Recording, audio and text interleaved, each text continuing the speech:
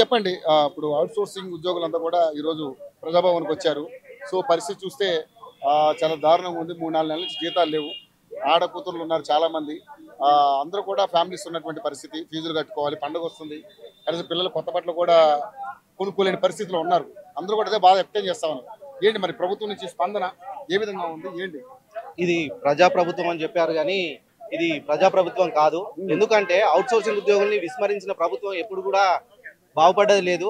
గత ప్రభుత్వం కూడా మనము ఎట్లయితే ఓడగొట్టినామో ఈ ప్రభుత్వానికి కూడా రానున్న జూబ్లీ ఎలక్షన్ అయితేంది, స్థానిక ఎలక్షన్లు అయితేంది, మా అవుట్ సోర్సింగ్ ఉద్యోగులందరము ఖచ్చితంగా పోటీ చేస్తాము.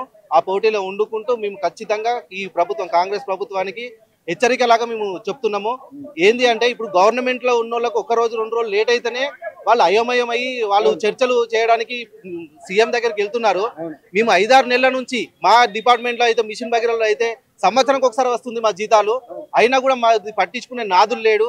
పైన అధికారులు కానీ ఎవరు కానీ ఇట్లా 5-6 నెలల నుంచి వెయిట్ చేయడము, ఇంట్లో భార్య పిల్లలు బట్టలకు కానీ అసలు తినడానికే గతి లేకుండా మేము ఉండడం జరుగుతుంది.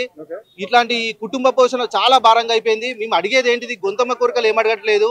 మేము కష్టపడ్డ వాటికి మా జీతాలు మాకు ఇవ్వమని అంటున్నాము. మేము మీ దగ్గర ఆస్తులు అడుగుతలేము, ఏమడుగుతలేము. మేము ఏదైతే నెల నెల మేము కష్టపడి పొద్దుననంగా పోయి సాయంత్రం దాకా పిల్లల్ని నిష్పెట్టుకొని చేసిన జాబ్కు మా యొక్క జీతాలను మేము అడుగుతున్నాము. ఇందులో ఆడపిల్లలు ఉన్నారు. వాళ్ళ భర్తలకు ఏం సమాధానం చెప్పుకోవాలన్నా మాకు అర్థం కావట్లేదు. వాళ్ళు కూడా చాలా బాధపడుతున్నారు. మనకు తెలంగాణలో పెద్ద పండుగ అయిన దసరా పండుగ ఏ ప్రభుత్వం వచ్చినా మాకు ఎప్పుడు మొండి చేయ చూపిస్తుంది. కాబట్టి ఇకనైనా సీఎం రేవంత్ రెడ్డి గారు ఒకసారి మా అవుట్ సోర్సింగ్ అందరినీ కంపల్సరీ మీరు మీ దగ్గరికి పిలిపించుకొని మీ బాధలేంది, మీరు ఏ విధంగా అయితే మేము బాగుపడతాము, మా జీవితాలు ఎలా బాగుపడతాయి అనేది మీరు ఖచ్చితంగా చేయాలి.